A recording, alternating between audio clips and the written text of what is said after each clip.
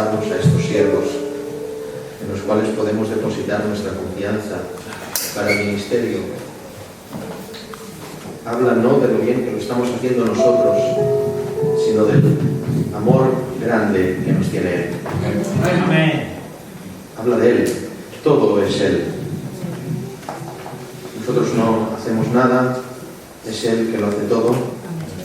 Nosotros no merecemos nada, es Él que lo da por pura gracia, por pura gracia, por pura gracia.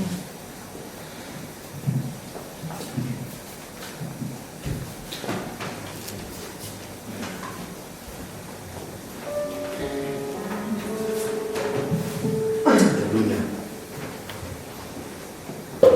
Bueno, quisiera compartir con ustedes un sentir de la palabra del Señor histórico. Si alguien quiere disfrutar de la lectura, que recorra también los libros históricos de la palabra. La palabra tiene doctrina histórica. Uno de los libros históricos a los cuales me refiero es el libro de Esdras. Está muy alto, puedes bajar. El libro de Esdras.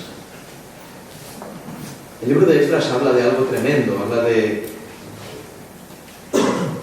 gente que quiso reconstruir lo derribado, de reformadores.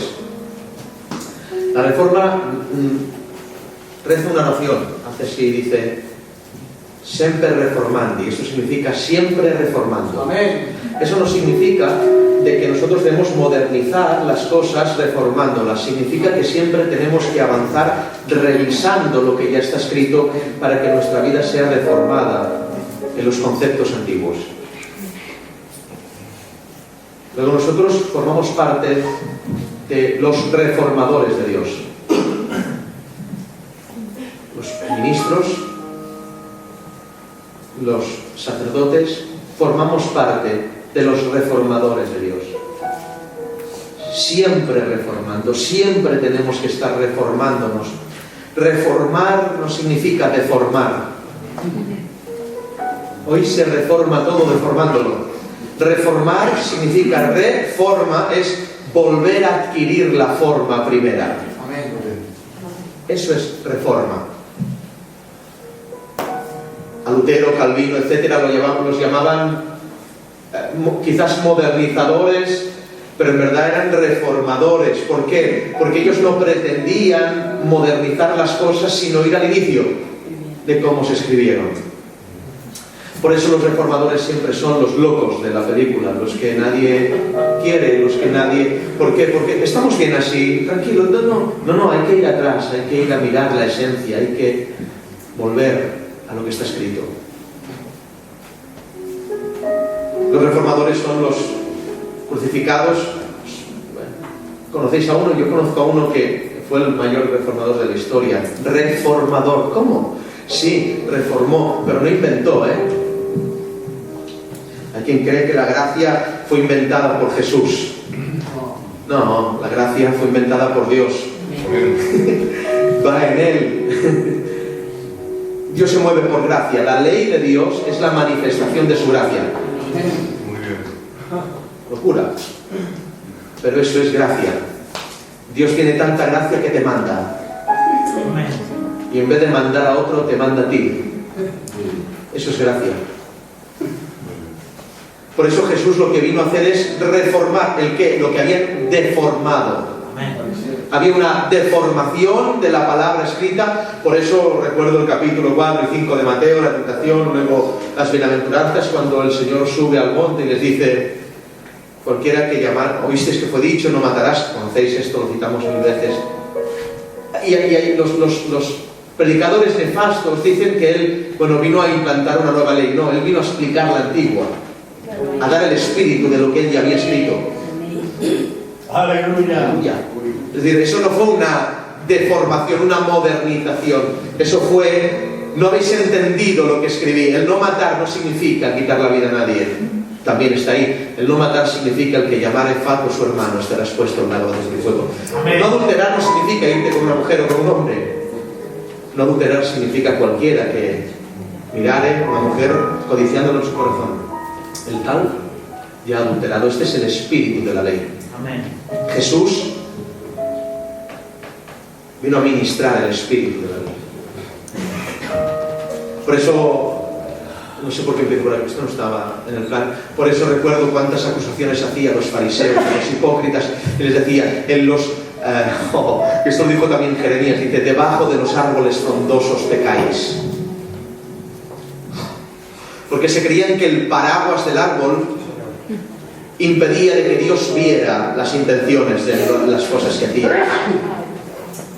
Fijaros que esto está escrito en la ley y los profetas.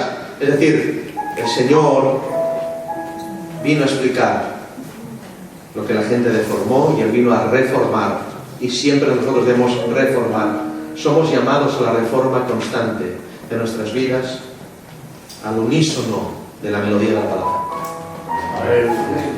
Eso es lo que estamos haciendo en la tierra, no otra cosa. Ni cantar bien, ni predicar bien, ni ir a Argentina, no. Lo que hacemos es reformándonos diariamente. Ese espíritu de la reforma que estuvo en nuestros padres, consideramos padres, está en nosotros también. La modernidad me da asco. Vamos a leer el verso 1, porque vamos a pasear por el libro de Esdras y lo que crea que sea oportuno de decir, os diré. En el primer año de Ciro, rey de Persia, para que se cumpliese la palabra del Señor por boca de Jeremías, despertó el Señor el espíritu de Ciro, rey de Persia, el cual hizo pregonar de palabra y también por escrito por todo su reino. Así ha dicho Ciro, rey de Persia, el Señor, el Dios de los cielos, fijaros esto, es tremendo, me ha dado todos los reinos de la tierra y me ha mandado que le edifique casa en Jerusalén, que está en Judá. Quien haya de entre vosotros de su pueblo, sea Dios con él y suba a Jerusalén, que está en Judá. Edifique la casa a el Señor Dios de Israel. Él es el Dios, la cual está en Jerusalén. Aleluya. Aleluya.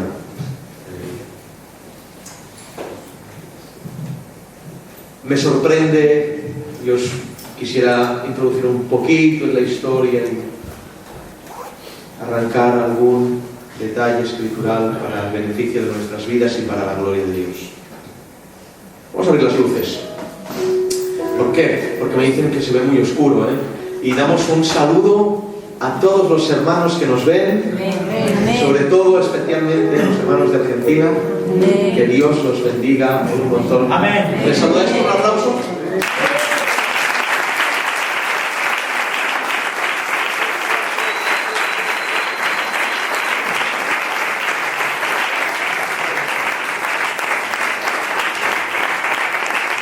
El pastor Juan Carlos, a su esposa Monse, a sus hijas y ahora a su recién venida al mundo nieta Inés. Os amamos, no nos olvidamos.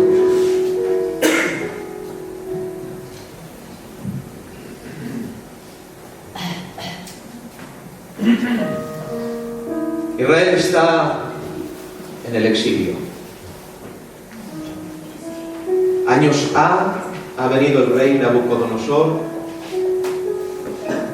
ha descuartizado Jerusalén, la ha hecho añicos, las puertas quemadas, las murallas tiradas por el suelo, y se ha llevado deportados a los hebreos que habitaban en ella.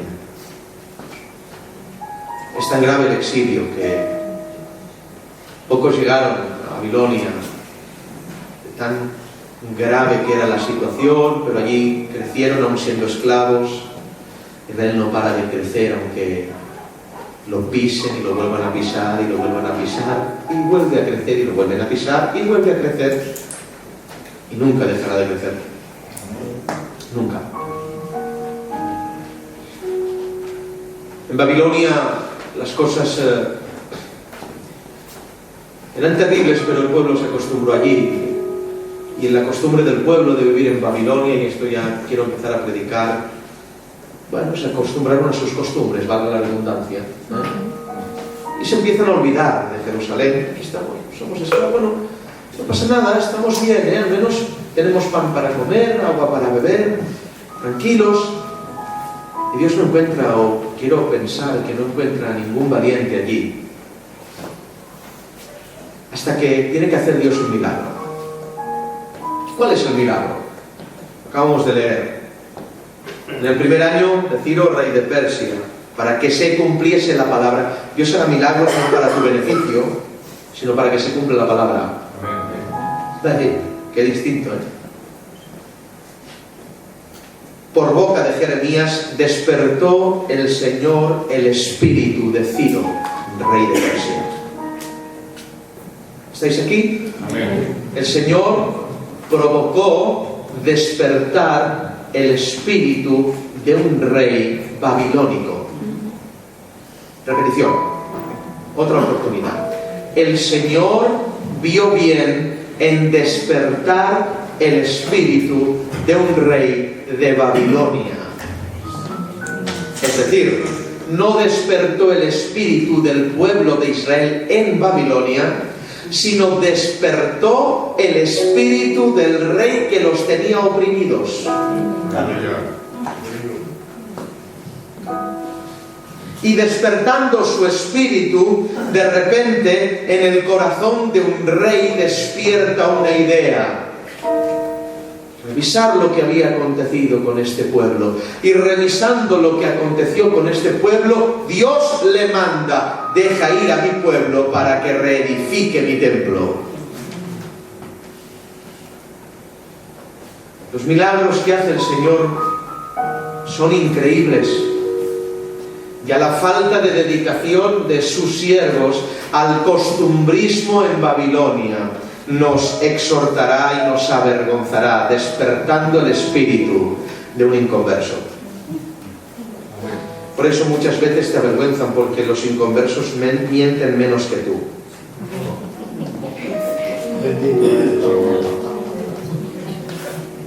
Y dices, ¿cómo es posible que este hombre...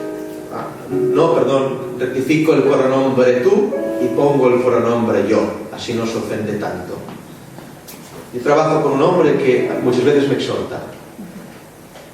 Y digo, hay más moral en él que en mí. Pero el Señor despierta el espíritu del rey de Babilonia para que aquel pueblo, que eran relativamente pocos, salieran del cautiverio para reedificar la casa del Señor. La idea de la casa del Señor hoy en día no es una iglesia. La idea de la casa del Señor es la iglesia.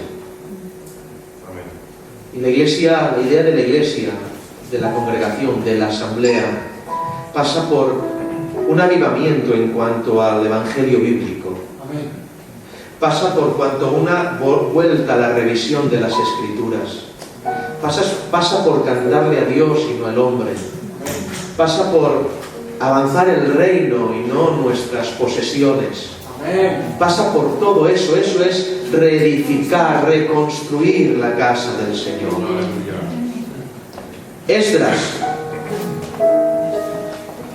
que era un sacerdote piadoso delante de los ojos del Señor, recibió un llamado en este libro, en esta consecuencia histórica. Esdras sale por llamado del Señor para aportar su ministerio, sus ideas, su hombro, sus manos, para reedificar el templo. Se habla del capítulo 2 de genealogías. En el 3 se empieza a hablar de cómo llegaron primero los judíos. Fijaros, llegan los primeros judíos, pero Esdras está en camino, aún no ha llegado a Jerusalén. Y los primeros judíos que llegan allí, que salieron del exilio de Babilonia, porque eran relativamente pocos, porque mirad, aunque las iglesias estén llenas, son pocos los que han salido de Babilonia. Porque si tengo que decir que la idea de iglesia o de casa de Dios es la iglesia, y la iglesia no es un local, tengo que decir que Babilonia no es un sitio, sino una manera de vivir. Otra oportunidad. Babilonia no es un lugar, es un espíritu. De esto sabe mucho Virgilio. Babilonia es una manera de vivir aquí en la tierra, una forma de conducirse. Por eso hay gente que llena las iglesias, pero no ha salido del exilio babilónico. Y claman tener un caudillo que no tienen. Y rezan a alguien que no les va a escuchar, porque no se han atrevido a salir de Babilonia. En el capítulo 3, en el verso 3, dice: y colocaron el altar sobre su base por miedo a los pueblos de la tierra. Lo primero que hicieron los judíos cuando llegaron a la casa, o mejor dicho, a Jerusalén, fue colocar el altar sobre su base. Y dice la razón del por qué, y esto a mí me asombró. ¿Por qué? Por miedo de los pueblos de la tierra. Anda, qué raros son estos hebreos. Yo, si tengo miedo de los pueblos de la tierra, lo primero que reconstruye son los muros. Pero estos locos judíos, por el miedo que tenían de las naciones, no reconstruyeron primero los muros, que era lo que les defendía aparentemente a nivel militar, sino lo primero que reconstruyeron fue la adoración. Aleluya. Aleluya. La adoración.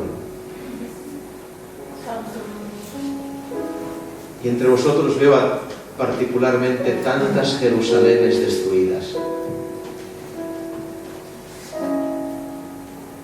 tantas vidas que han sido arrasadas por Babilonia, ideas, conflictos, desengaños, amor al mundo, descuido, dilo como quieras. Te doy un consejo: no empieces por la muralla. Aleluya. La muralla no te va a defender. Lo primero que va a hacer el que tiene la vida de Dios dentro es reconstruir el altar.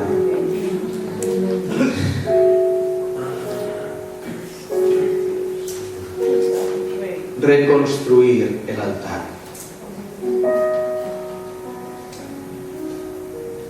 Una vuelta a las rodillas es el verdadero avivamiento.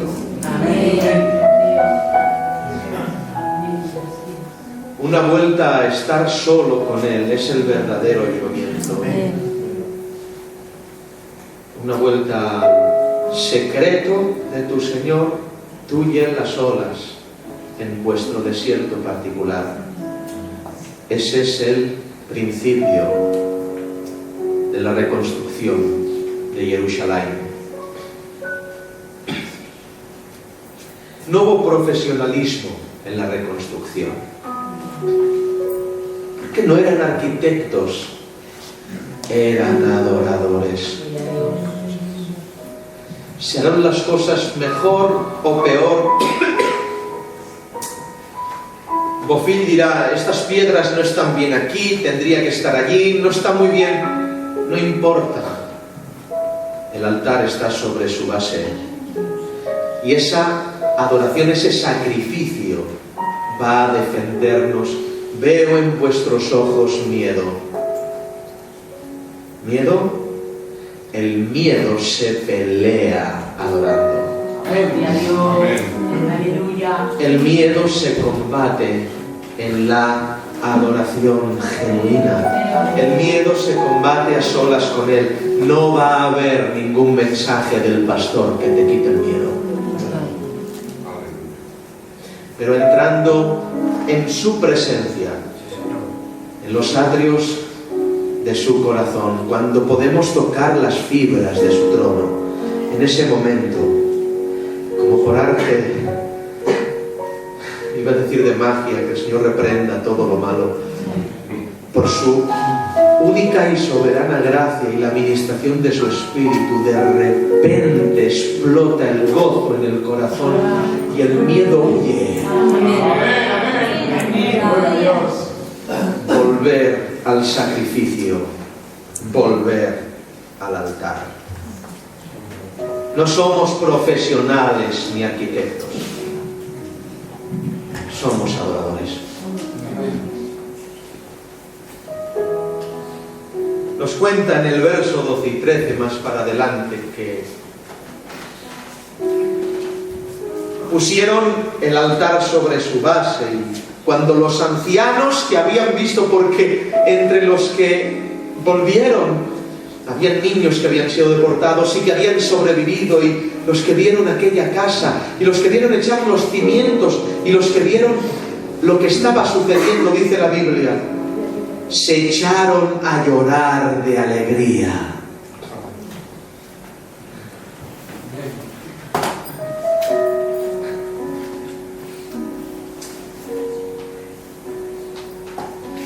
¿Qué es lo que te provoca alegría? ¿Qué nos provoca alegría? ¿Un buen culto? ¿Qué nos lleva a la alegría? Esta gente, cuando vio echar los cimientos, en ese momento los sentimientos fluyeron y se desbordaron en un lloro de alegría cuando se echaron los cimientos. Qué poca gente llora cuando se echan los cimientos. Los cimientos es lo único de la casa que no se ve. Los cimientos es lo único que nunca tiene adornos. Qué pocos lloran por lo que no se ve, hermanos. Qué pocos lloran por el fundamento. Qué pocos lloran por los cimientos. Qué pocos fluyen sus sentimientos por las cosas de verdad. Pero esta gente, los sentimientos de sus corazones fluyeron por causa de que se habían echado los cimientos de Dios. Muy pocos lloran por la corrección, la santidad, muy pocos lloran por las ministraciones duras, muy pocos lloran, prefieren las alegrías, los cultos, los címbalos y los parapetos modernos de este tiempo. Pero nadie llora por los cimientos. Pero los que habían vuelto lloraban por el celo, por la santidad, y demostraron alegría. Las bases de los cimientos no se veían, no podían ronear. Hay un sinónimo en castellano, no recuerdo, ronear, alardear de ello, porque no se veía. Las iglesias hoy en día alardean de membresía porque no tienen cimientos. Pero hay iglesias con poca membresía pueden dar gracias por los cimientos. Se encuentra en una ciudad con puertas quemadas.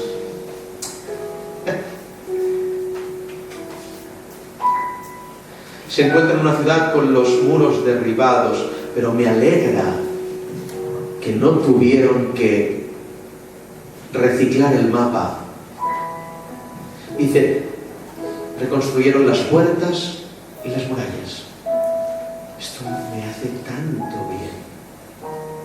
Nadie tuvo que ir a buscar el mapa para saber cómo eran las puertas. Nadie tuvo que ir a buscar el mapa para saber cómo eran los muros. Porque aunque derribadas y quemadas, las puertas no habían perdido la forma. Cuando el fuego pasa por un verdadero cristiano, estará ennegrecido quizás, pero no habrá que tirar de mapa, porque no habrá perdido la forma. La Jerusalén de Dios, esta Jerusalén, pueden venir vientos, tormentas, tempestades, fuegos, pueden venir ejércitos babilonios y Roma entera, pero permanecerá sin que se tenga que tirar de mapa, porque no habrá perdido la forma. Y Esdras, mientras estos hombres estaban haciendo la faena en Jerusalén, Esdras estaba de camino. La Biblia dice que se llevó a gente, y dice la palabra Estos fueron los que subieron de Tel Mela, Tel Arsa, que no, fijaros, mucha gente se fue con él, alguna gente se fue con él, pero los que subieron, fijaros, de estas ciudades, Tel Mela, Tel Arsa, etc., dice, y estos no pudieron demostrar la casa de sus padres, ni su linaje, ni si eran de Israel. Llevaban kipá, tefilim, tenían talit, sabían arameo, pero no pudieron demostrar si eran o no hebreos. Bomba de mano. Ahora destroyer total. Subían todos para la reconstrucción, pero no podían demostrar la mayoría de familias que eran del linaje de Israel. Entonces uno de los gobernantes dijo, estos buscaron su registro y no fue hallado, y fueron excluidos del sacerdocio, y el gobernador les dijo que no comiesen de las cosas más santas. Fijaros, se decían sacerdotes de Israel, pero al no poder demostrar por registro de dónde venían, esto es muy alto, el gobernador dijo, no podéis ni comer de las cosas santas. Subían todos, y todos y muchos se llamaban sacerdotes, y aunque conocían el oficio, te mataban una vaca, pero bueno, como el mejor matarife del mundo. Te oraban de una manera como los mejores. Sabían teología increíble, pero como no podían demostrar su registro, fueron excluidos del sacerdocio.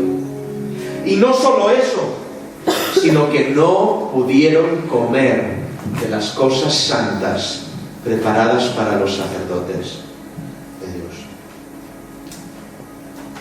Oh, hermanos, aquí hay gente que está subiendo, pero no va a poder demostrar su linaje. Hay gente que está intentando reconstruir, pero lo vamos a tener que excluir.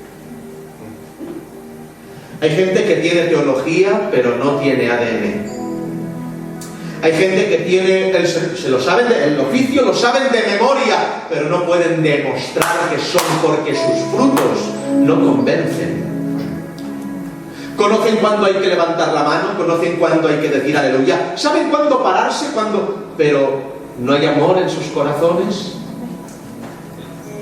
No existe en ellos el registro de la verdadera vida, el registro del verdadero linaje en el cual somos llamados. Por eso esos fueron excluidos, y no solo del sacerdocio, sino de comer las cosas santas.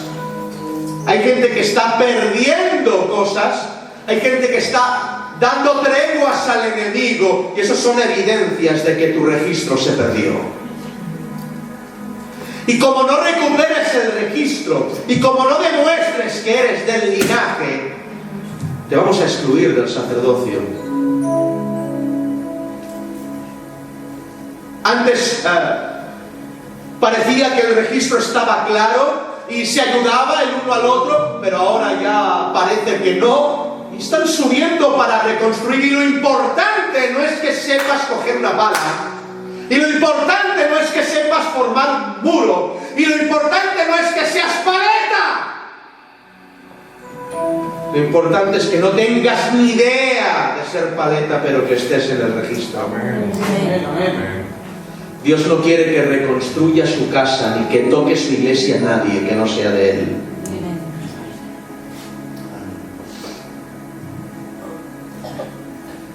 Increíble Babilonia. ¡Qué espíritu más poderoso, hermanos! Porque Babilonia provocó de que no perdieran el oficio, pero sí el registro. No, esto es una locura lo que estoy hablando. Voy a repetirlo. Babilonia no quiso que perdieran el oficio, pero perdieron el registro. El sistema cristiano no hará que pierdas el oficio. Sabrás lo que es ser un cristiano nominal, pero lo que Porque Babilonia arranca registros y los quema. ¿Me estáis entendiendo o no me estoy explicando? Podrás venir a la iglesia, podrás levantar la mano, podrás estar en un coro, es que me da igual, podrás ser diácono, pero como te sujetes a los preceptos de la comodidad de Babilonia, perderás el registro. Suben, pero no demuestran. No pudieron demostrar de dónde venían. Y este es el tiempo de demostrar quién eres. Tengo miedo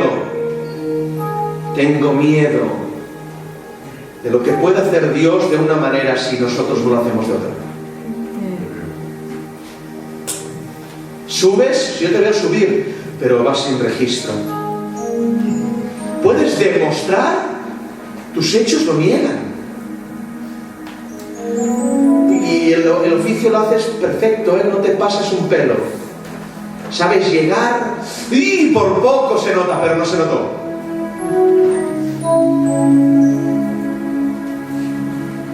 Pero perdiste el registro. ¿Quién es esta que sube del desierto? Sahumada de mirra y de incienso. No solo sube, sino que lleva el registro. Lleva el precio que vale el peaje.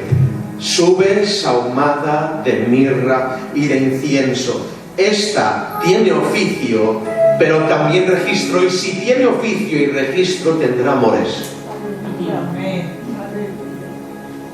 Perdiste los amores y dices, ¿por qué Dios no me habla? ¿Y por qué esto? ¿Y por qué lo otro? ¿Has visto si estás subiendo con registro? Porque sin registro no hay amores.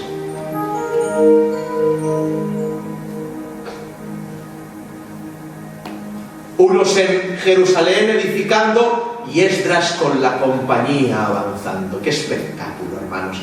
Y el sacerdote, el escogido por Dios, tiene que plantarse y escuchar lo que dice esta historia, que para uno será algo muy sencillo, pero para mí es realmente brutal. Entonces Esdras empezó a buscar entre el pueblo que venía con él gente que demostrase que era de la tribu de Leví.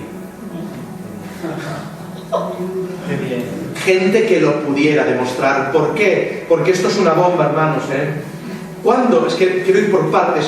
¿Cuándo lo hizo? Dice, los llevó al río y allí buscó entre ellos. Porque es que en Babilonia todos parecían, pero en el río se hacía la diferencia. Y es que en el sistema todos parecen, pero en el río hay que demostrar tu registro. Sí, Señor. Y es que todos sí, pero cuando los lleva al río y son probados, allí Dios hace su criba y en la criba se ve quién es y quién no es. Y esto me pone los pelos de punta. De camino a Jerusalén los trajo al río Ahava y buscó de Leví entre los sacerdotes. ¡Qué frase más rara! Buscó de Leví entre los sacerdotes. ¿Lo pilláis? No sé si estáis pillando. ¿Cómo? Buscó de Leví entre los sacerdotes, que no me suena esto. ¿Por qué? Porque la tribu de Leví eran los sacerdotes. ¿No? ¿Entendéis? Tribu de Leví, sacerdotes. Muchos sacerdotes. ¿Quién es de Leví?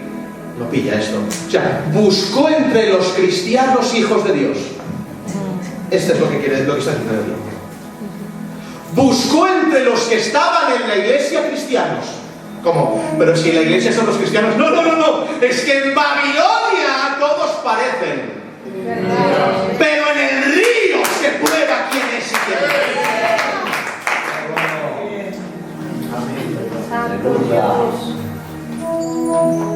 Y buscando y buscando y buscando, no encontró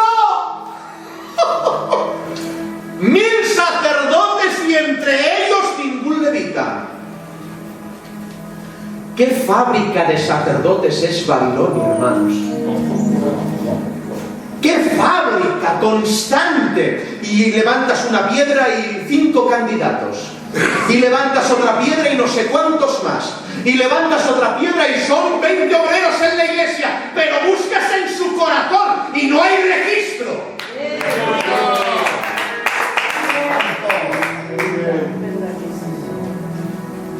Indagas y miras, pero no hay. Intentas sacar y encontrar, pero no están. Y mientras están en Babilonia, todos sirven hasta que Esdras los lleva al río. Oh, hermanos, en el río, cuántas cosas se demuestran. Cuántas cosas se demuestran en el río. Como que muchas cosas. Saca a un diácono de Babilonia, llévalo al río y se verá si es diácono. Están aquí, Sacadlos, llevadlos al río. Sácame a mí de aquí, llévame al río, a ver si soy pastor. Dios tarde o temprano lo va a hacer. Te va a llevar al río. Y Esdras te probará allí. Y lo que me hace temblar, y esto quiero que lo escuchéis, que es muy importante, porque esto conlleva una administración a la iglesia, es que Esdras no encontró a nadie. Bueno, vale, problema, no hay nadie. Bueno, pero como no hay nadie, ¿quién es el que más está conmigo? Este viene a cenar conmigo, este se pone la corbata bien, este se pone el traje fenómeno, lleva la Biblia bajo el brazo, es candidato, diácono, pastor, pero has mirado, no, pero da igual, no hay nadie, pero vamos a hacer crecer esto, hay que hacer cosas. Hay que hacer cosas, porque si no esto se hunde.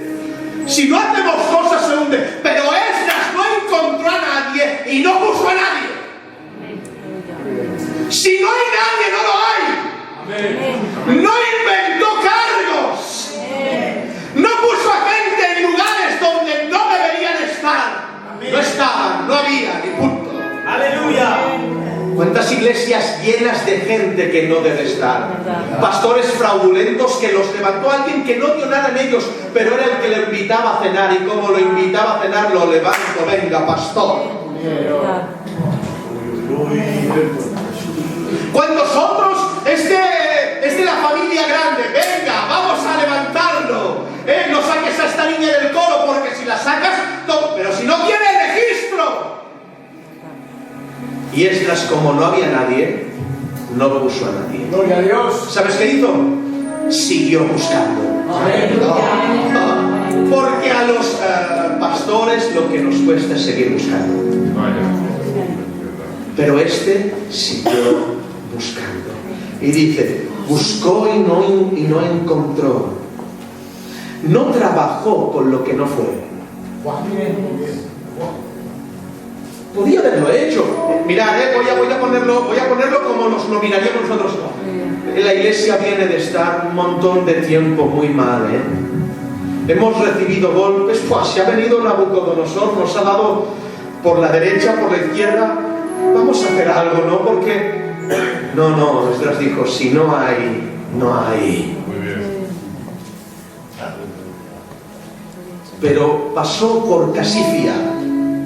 Dice, y en Casifia encontró. 8:16 dice, entonces, esto es tremendo, porque, es que no puedo parar. Mira, no solamente no puso a los que no eran, sino que despachó a aquellos que tenían el cargo.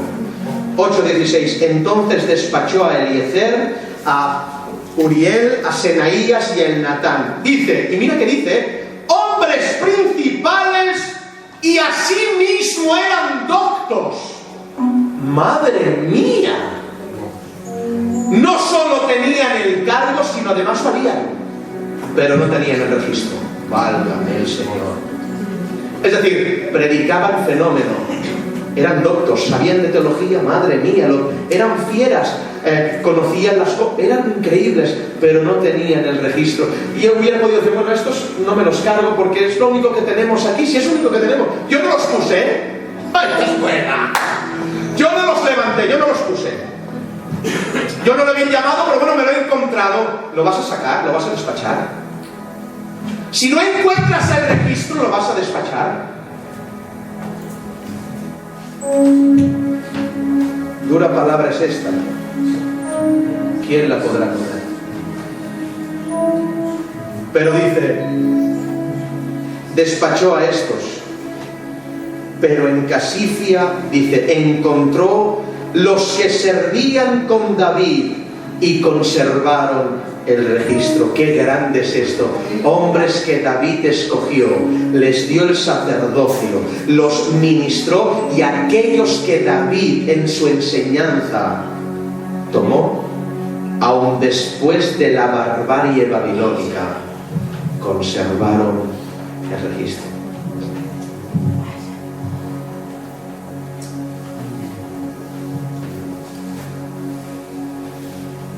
Preocúpate no por el oficio, sino por el registro.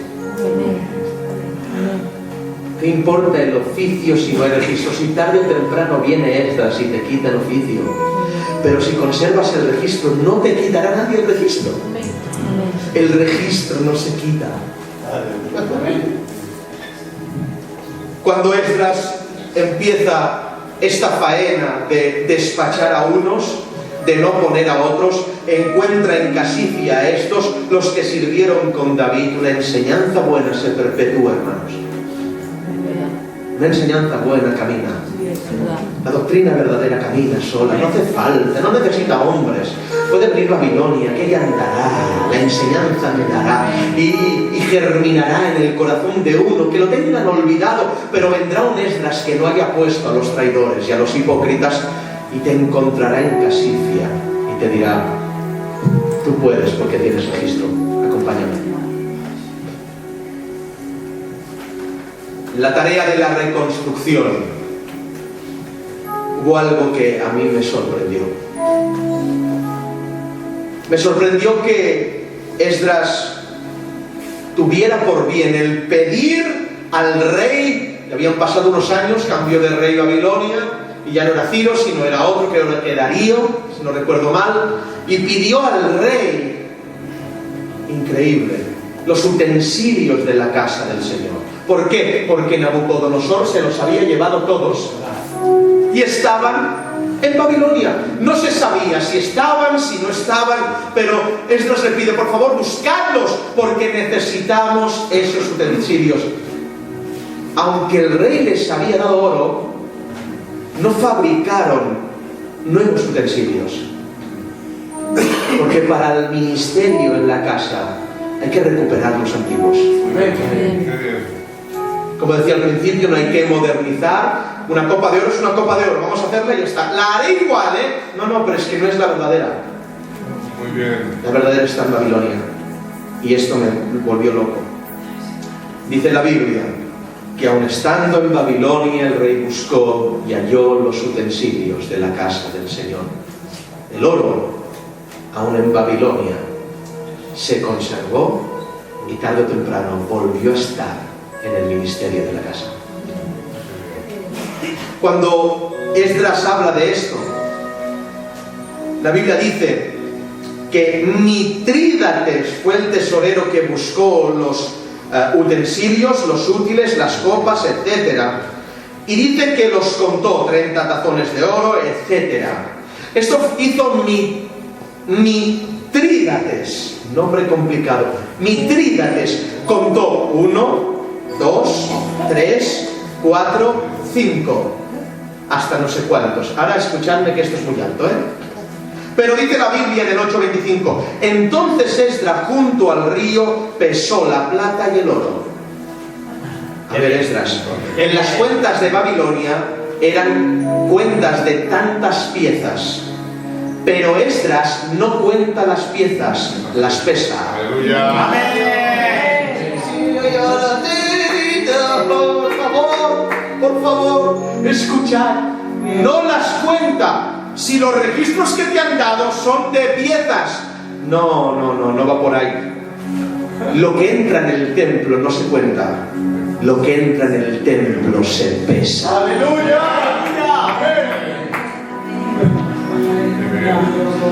Porque es muy distinto contar a pesar.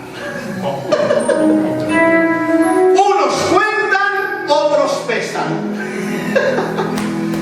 El evangelio moderno cuenta almas. El evangelio antiguo pesa. El evangelio moderno, iglesias llenas. El evangelio antiguo, dos pero verdaderos. El evangelio moderno, cuantas más miles mejor. El evangelio antiguo, hay 7.000 pequeños, pero no han doblado la rodilla ante Baal. Amén. Gloria a Dios. No cuenta, pesa. Oh, si los registros eran de piezas, ¿por qué tú las pesas? Porque es más importante el peso que la cantidad. No importa cuántos seamos, importa el peso que tengamos. Por eso, no importa los libros que lea yo o la teología que tenga, importa el peso que tenga de Dios. No importa lo que sepa, importa Él en mí. Y te aseguro que el peso no lo dan los libros. El peso lo da Él en uno. Por eso hay veces que de 30 utensilios de oro faltan 15. Pero si los pesamos, da el mismo peso. Y a veces de 40 falta uno, pero si lo pesamos se perdió todo el peso. ¿Por qué no me has entendido? Lo voy a volver a repetir. A veces de 30 tazas de oro las pesamos, faltan 15 y dices, hay 10 kilos. Sin embargo, a veces de 40 tazas de oro las pesamos y cuando falta una dice, hay 1 kilo. Y es que el oro, hermanos, es una cosa muy grande. Lo que está diciendo Dios en esto es que no importa la cantidad, sino el peso. A veces faltan 30 personas en la iglesia y hay el mismo peso. Y a veces la iglesia está llena y no está el peso de Dios. Iglesias llenas sin peso, pero 2 o 3 en su nombre. Y ahí está el peso de su gloria, el Espíritu y verdad. ¡Aleluya! ¡Aleluya! Faltando 15 piezas, la gente se desespera. Ha venido poca gente a la iglesia. ¿Por qué estás pesando? ¿Por qué estás contando? Cierra tus ojos y pesa. No importa que vengáis. No vengáis si no queréis. Yo quiero que venga el peso. Hay alguien que da el peso y no es la gente. No es el Espíritu del Todopoderoso. Es aquel que vive y reina. Un aplauso para Él.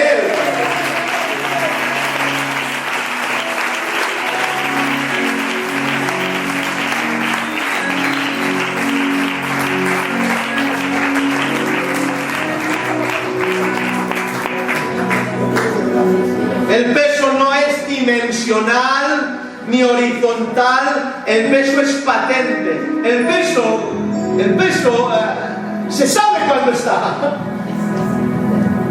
Por eso hay gente que habla mucho, horas y horas, no hay peso.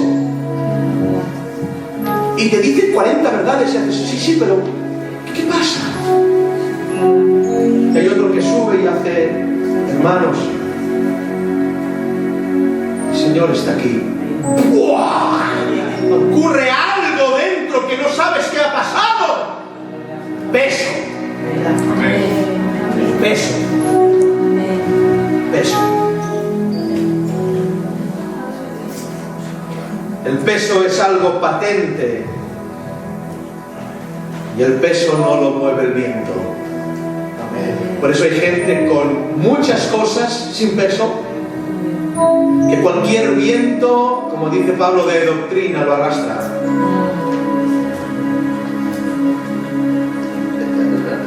No tengo esto aquí ahora, estoy batallando contra esto.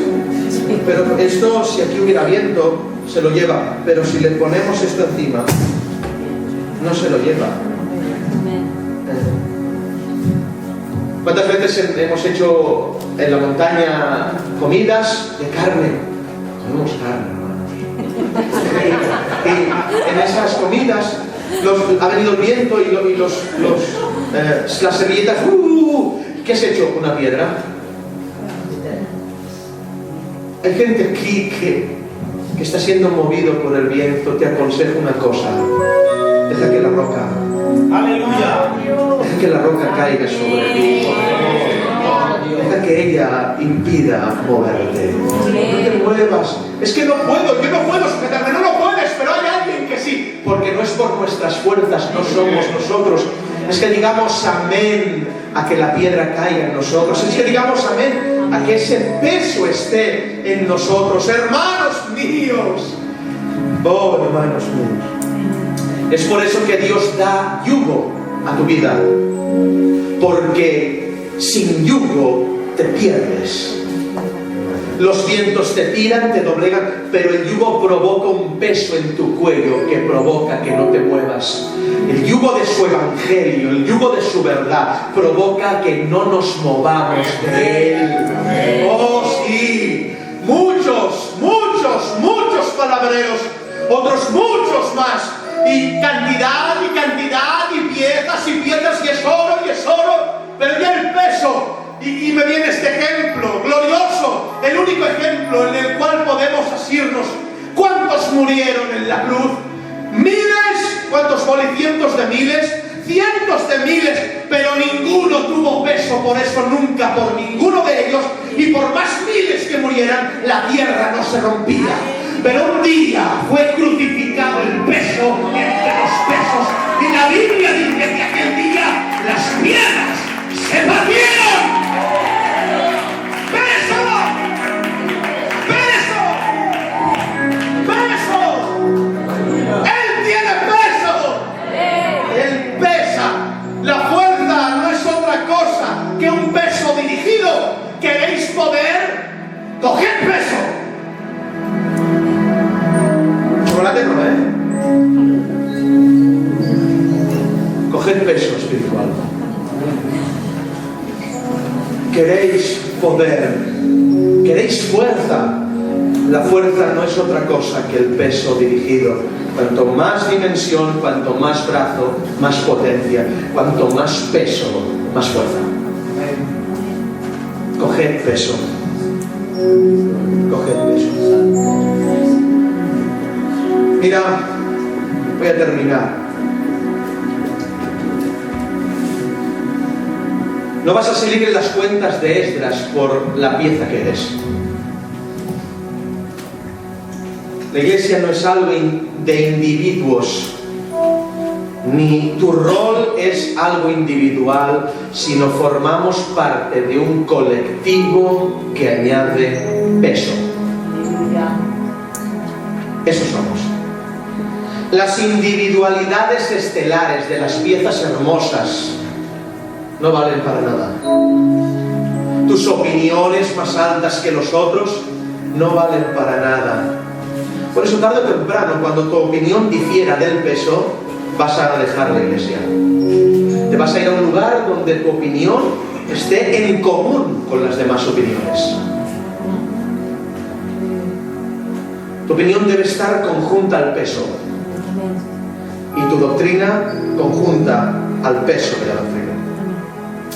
Por eso dice que pesó en el río y a los que pesó los vigiló y los guardó. Verso 29 del capítulo 8.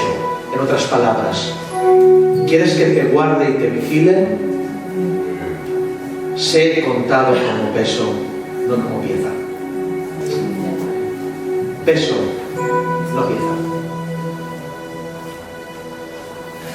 Tenía que ir al templo y en el templo volvió a pesar y en el templo llegaron los que fueron pesados. Hay un lugar donde queremos estar, que es en el cielo. Amén. Y solo llegarán allí los que fueron pesados. no contados, añadidos al peso. Qué diferencia, ¿verdad? Una pieza, dos piezas, tres piezas, todos juntos. ¿Cuánto pesan? Qué diferencia, ¿eh? Qué diferencia uno por aquí, el otro por allí, el otro por allí. Diferencia. El problema de uno es el problema de todos. Peso. Peso. Claro, tiene que haber algo malo en esto. Se ponen a reconstruir y la Biblia dice: entonces los enemigos de Judá, viendo que edificaran, enviaron cartas al rey de Babilonia. ¿Y saben cuál fue la primera carta que envían? Esto es, no sé, podríamos estar una hora más predicando, pero no, porque esto es muy alto, es muy grande. ¿Saben cuál fue el consejo de los que se rebelaron a que Jerusalén fuera reedificada? La Biblia dice, en el verso 1 del capítulo 4, oyendo los enemigos de Judá que edificaban, más adelante dice, dijeron, edificaremos con vosotros. Escuchad esto, que esto nos concierne a todos. Escuchad ahora, hermanas, escuchad esto. Esto es una de las verdades de este mensaje que hay que guardar. El ataque del enemigo no fue destruir lo que construían. Esto, para verlo, tiene que ser el Señor, ¿eh? El ataque del enemigo, repito, no fue vamos a destruir lo que están construyendo. El ataque del enemigo es vamos a edificar juntos.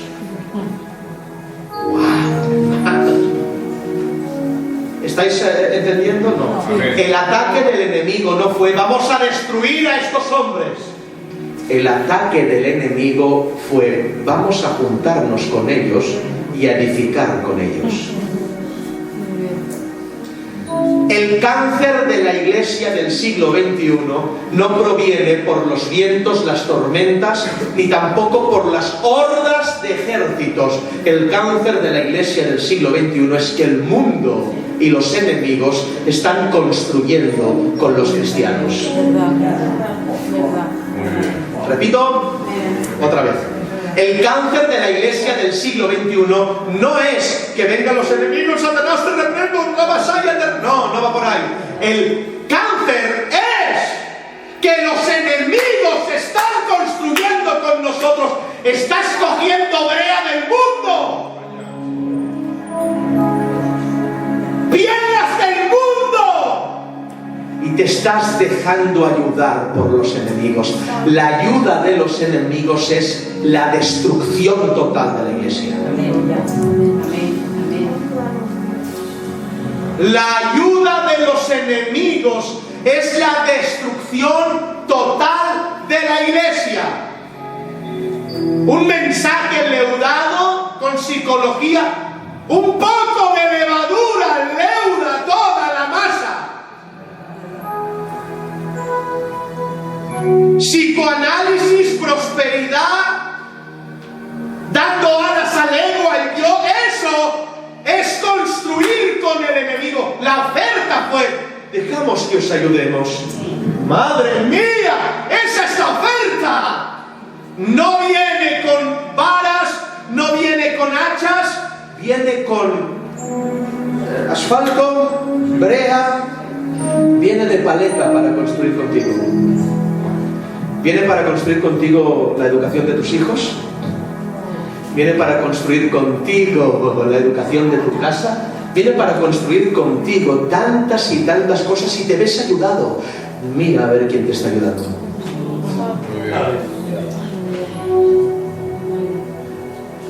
El azote de Satanás no es destruir en este siglo, es construir con. Muy alto.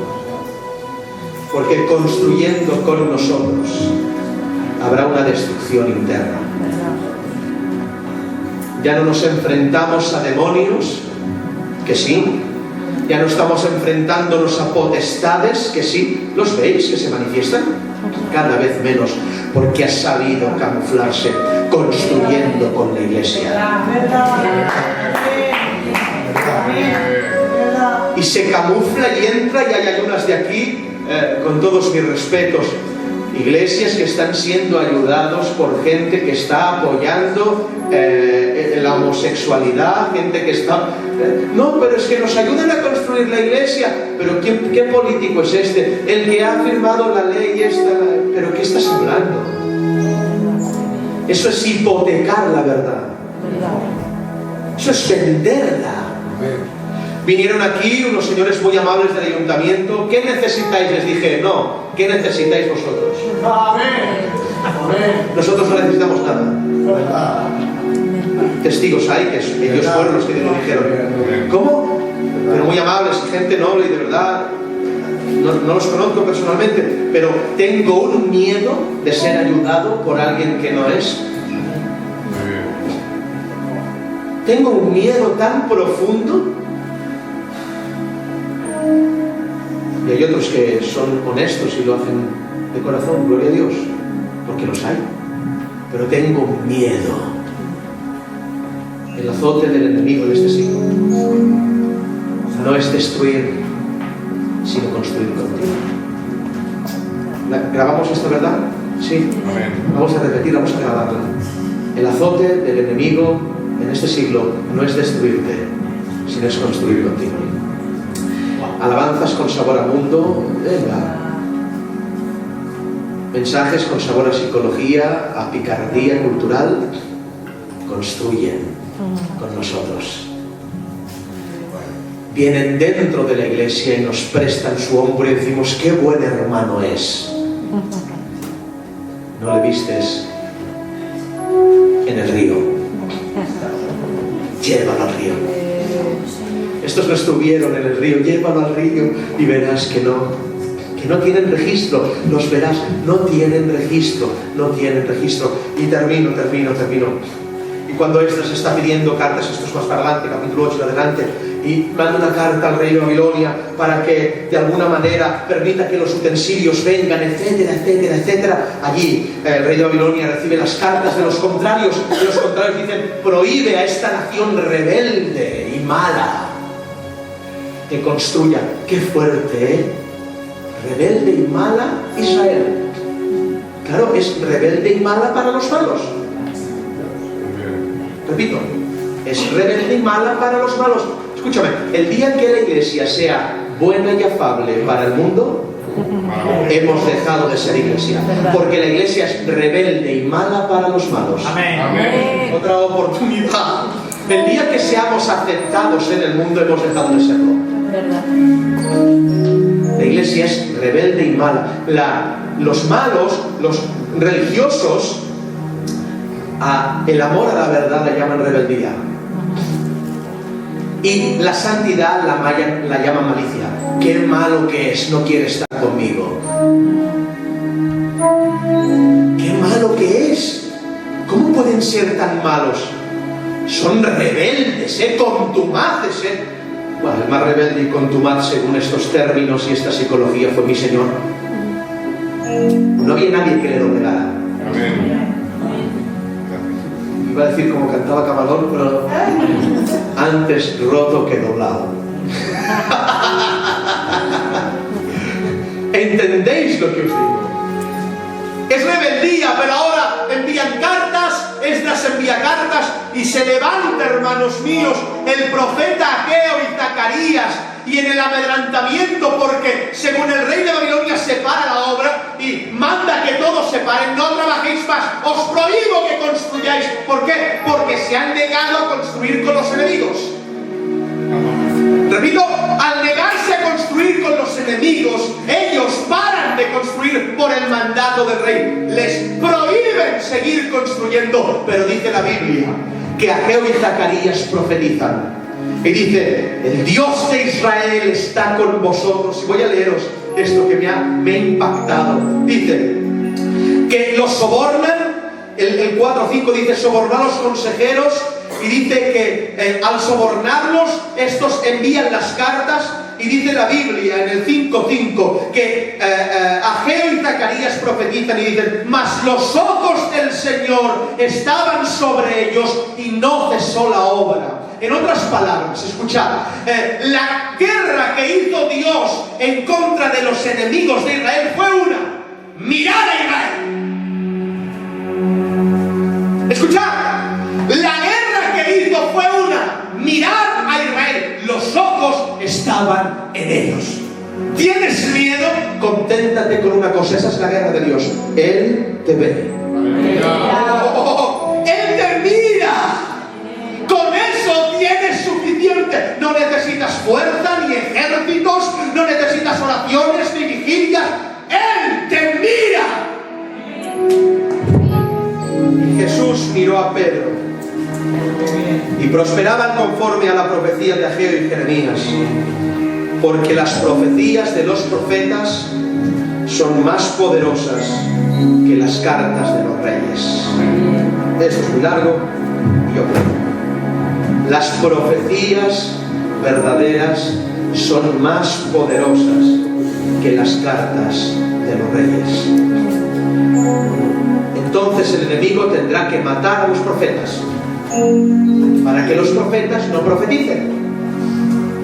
O mejor, el enemigo tendrá que matar a las madres de los profetas para que no les den a luz. O mejor, el enemigo tendrá que matar a Israel para que no dé madres que para profetas. O mejor, el enemigo tendrá que intentar matar a Dios. Podrán matar a profetas, podrán matar a las madres, podrán matar a Israel, pero a él no hay quien lo mate. Al tercer día resucita. Cierra tus ojos y dé gracias.